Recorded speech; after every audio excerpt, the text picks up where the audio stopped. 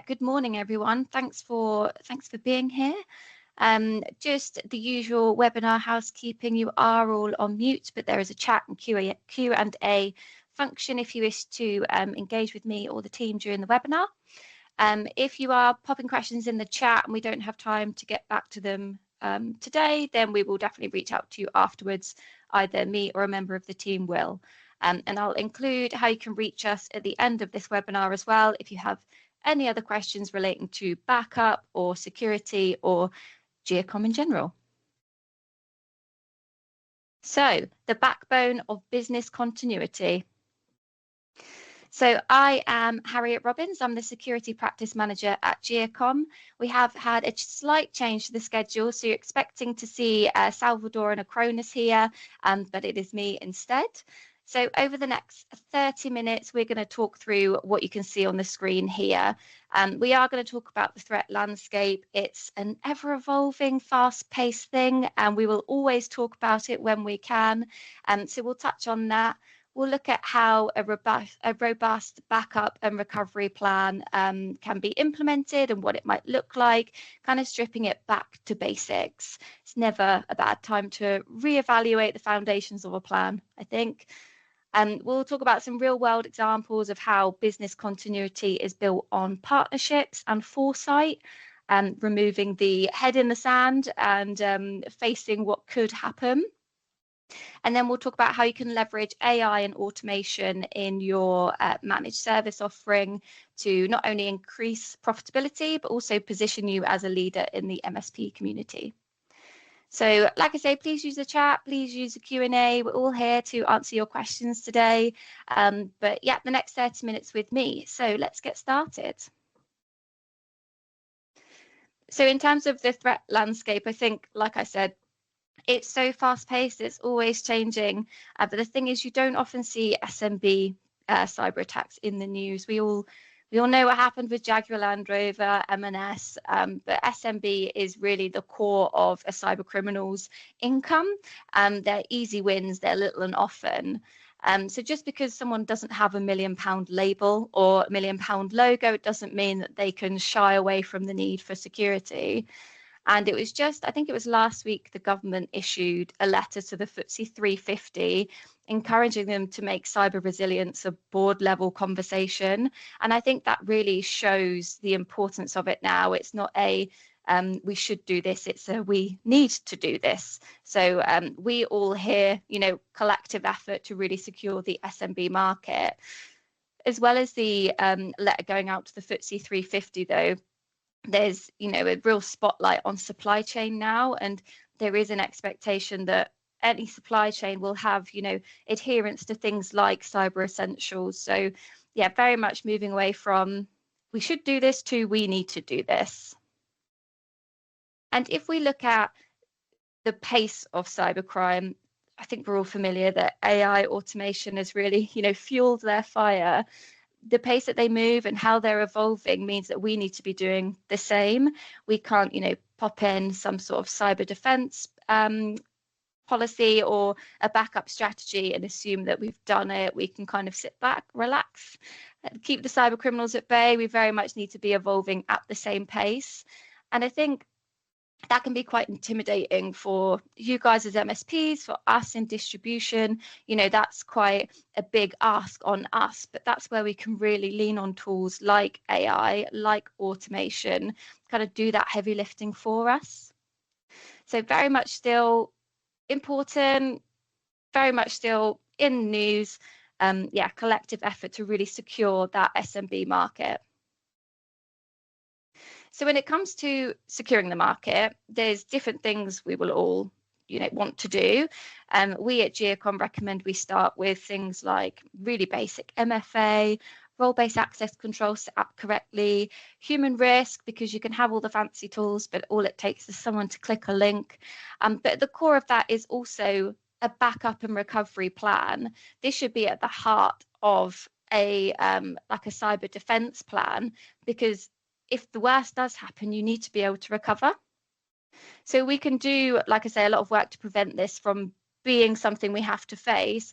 But the key to survival is thinking ahead, having that rational foresight, having it could happen, we need to plan for it either way.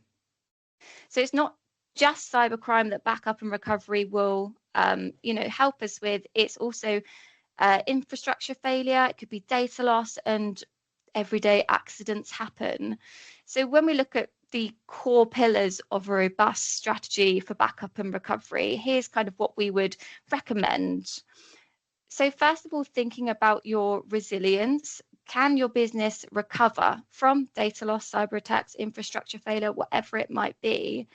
An SMB will often need a kind of who you're going to call plan if they are plunged into darkness. So having the resilience plan ahead of time will do you so many favors. But also thinking about compliance, there is obviously lots of frameworks we can align ourselves to, but also now there is mandatory regulations, and regulations are going to be coming thicker and faster, so we do have to make sure we're adhering to them. So that should be considered in your strategy.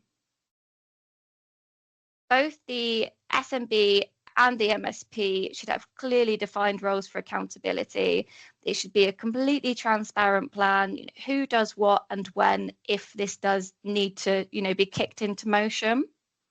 There shouldn't be any sort of like blame culture. It should very much be a partnership. And then if you are, paying for backups, you should be able to make sure you can actually restore them if you need to. So later on, we can go through different ways to do that and how often you should be doing that. And this will obviously be, company dependent, but if you're spending all this money on backup, you need to make sure that it's money well spent. So there's a few things you can do to make sure you've got all of those bases covered. The first one is, and I'm sure if you're familiar with backup, you've heard of the golden rule of 3-2-1, and that's having 3 copies of your data, 1 in production and 2 backups. Having 2 different media types for your backups. So for example, like a local DIY NAS backup and some form of cloud backup. And then the one being 1 copy of your backups off-site, and that would preferably be, air-gapped or immutable backups. So once they're there, they're secure, they can't be changed. Scheduling backups is also really important. It's often, like I said, if you're going to implement a service, you need to make sure it's working for you and it's doing the things you need it to do. So thinking about how often are your backups scheduled. There is so many different ways you can do this. You can even go into incremental backups on an hourly basis, but we're recommending at least daily that you're scheduling a fresh backup. This will protect against anything like day to day, but also, it's just good practice for you to be constantly scheduling new backups. The full backup piece, you should probably look to re-backup everything on a weekly basis so you have a full recovery point if needed. And even things like archival backups should be scheduled monthly or quarterly, kind of depending on the business type. All of this will protect you against data loss and ensure that you're compliant. These are the sort of things that an MSP should be agreeing with the SMB in like SLA agreements. So like I say, very dependent on the company, on the MSP, what's doable, but also what can you automate to take that off your plate. Disaster recovery drills are also really good practice, a bit like a fire drill. If something is going to happen, we need to make sure we've got the plans and steps in place to recover. So this should be really well documented with procedures built into an incident response plan. There should be like step-by-step recovery guides with clear owners between you as the MSP and the end customer, maybe even sometimes with the vendor involved as well, depending on the situation. But it's probably in your court as the MSP to do that failover testing. And this could be something you schedule in throughout the year or the quarter alongside things like penetration testing. So you have a consistent service you're offering to the SMB, which means all bases are covered. And then for this shared responsibility model, and I will probably bang on about this in terms of this transparent approach, who's looking after what and when, I think it's really, really important. But in this shared responsibility model, you can outline from the beginning with your customer, what are your recovery time objectives and recovery point objectives? So how long does it take to restore operations, and what is the acceptable amount of data loss? For example, is it, you're happy to lose the last 2 hours worth of work, but that should be agreed between all parties. So who does what is really, really key to the success of a robust strategy for backup and recovery. But in terms of real world, if you're thinking about what an SMB or your customer is looking for, they're probably not searching the internet for who's going to give me the best RTO, RPO, who's going to provide me immutable backups, because in reality, the customers don't really care for that. They're not really bothered about what's behind the scenes. They just want to know what they can see and touch and experience.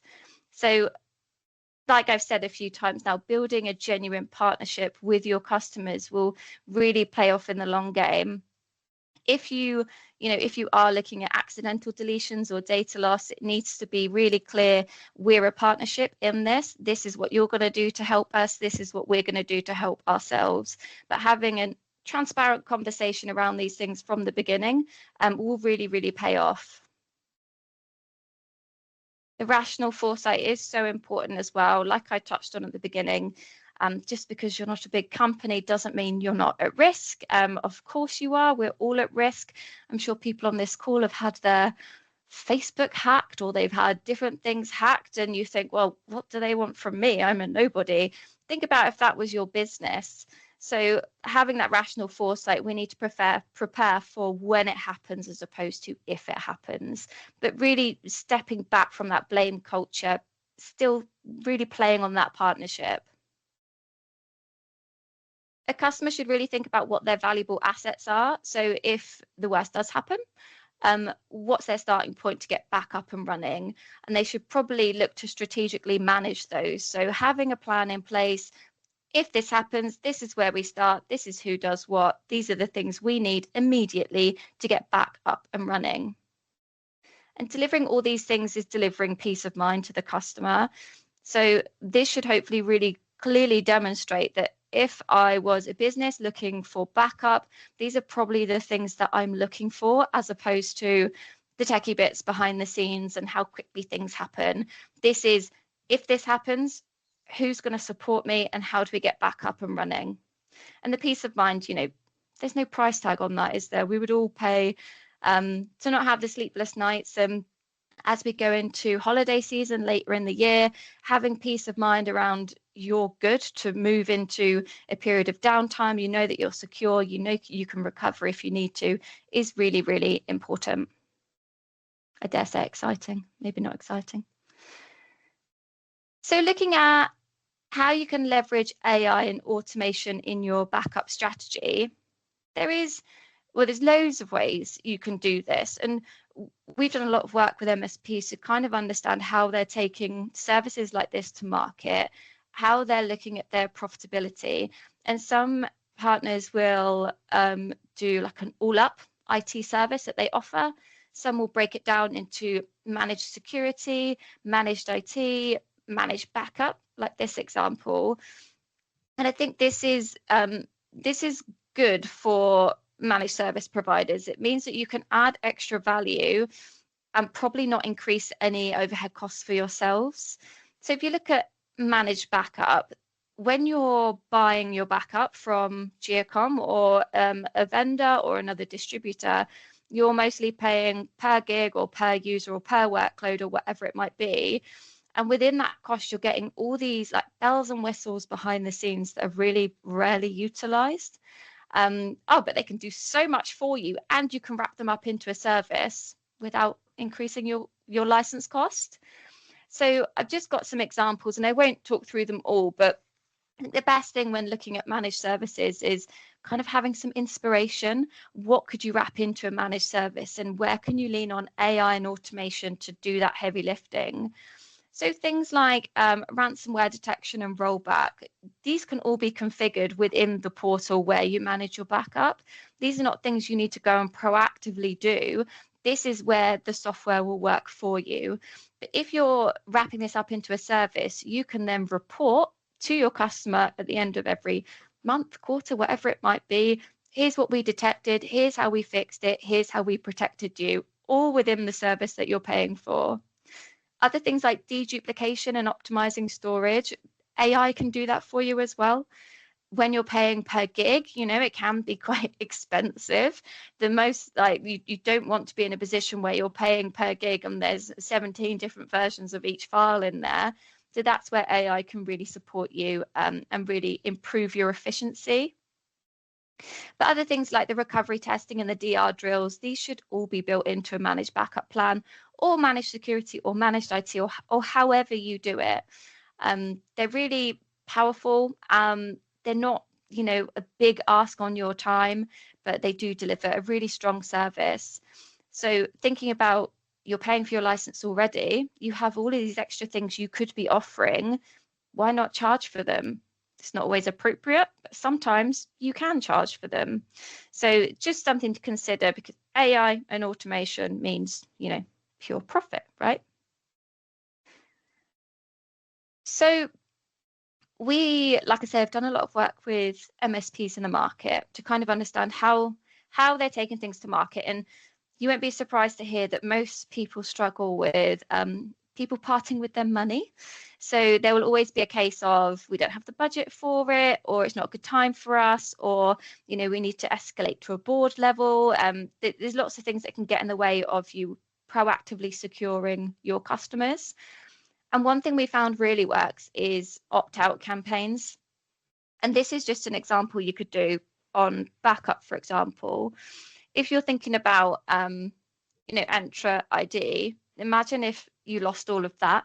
There's only a few providers in the market who will back up Entra for you. So that's a really good example of what you could roll out as an opt-out campaign. But this could be a wider security opt-out. So you could say to your customer, this is the minimum viable product that we offer for security. You need to opt out if you don't want this. And if you opt out, the risk sits with you. So therefore, it's not your problem if something goes wrong, because you're proactively taking steps to secure your customers. And that could be, like I say, for security, it could be for backup, it could be for anything in between. We've got people who are running opt-out campaigns on Copilot. So you could be very, very creative. I think the biggest challenge we've got with that is, how do you take that to market? How do you confidently say to your customer base, we are proactively protecting you? And that's where we've done some research, and we've put together some templates. These are just some examples of what you could roll out. There's some bold ones in there. You are at risk. It's our job to protect you. We are rolling out this service to you on this date for this much a month. You need to opt out if you don't want to be enrolled. But you can have other proactive ones. You can have a message around compliance. We have lots of templates like this at Giacom. If this is a value add to you as an MSP, then absolutely come and speak to us, because we love this. We love supporting you securing the market. That's, the end goal. But I think the compliance angle is really, really important. Like I said earlier, there's so many frameworks to align to. And I think we're doing a piece at the moment where we're going to break down the key frameworks, what it means for you, what it means for the end customer, and how you can take the steps to align yourself and adhere to a framework. But ultimately, they all are telling you to do the same thing. They're all saying the same thing, just slightly differently. So if you get the basics right, you will be compliant, and you can therefore ensure your customers are compliant too. So that's probably the bones of what I wanted to talk through today. I think backup is really, it's not like the sexiest product. It's not the most exciting, but it should be at the core of any of your services that you're taking to market. So in terms of how you can go ahead from here and what you can do to strengthen your backbone, because we spoke at the beginning about the pace of the market and how much has changed, even probably since last week, it will have moved so much. It's always a good time to go and review your backup. When was the last time you reviewed what vendors you're using, or what your scheduling rules are, or whatever it might be? Are you following the 3-2-1 golden rule? These are things you should go away and maybe have a look at. And if you want to expand that conversation into Giacom, we have vendor agnostic specialists who can help you without, being guided by a particular vendor. And they can look at your full security stack as well. Where are your gaps? Where could you be adding in different services? So we're all on hand here to answer any questions and support you with your go-to-market.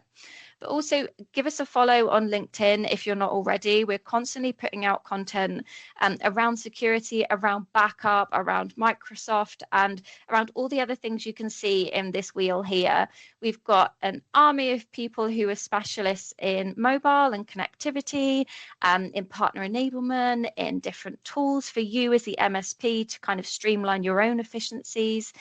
There's so many things we can support you with. And if you did want to speak to an expert, then you can start by reaching out to us here.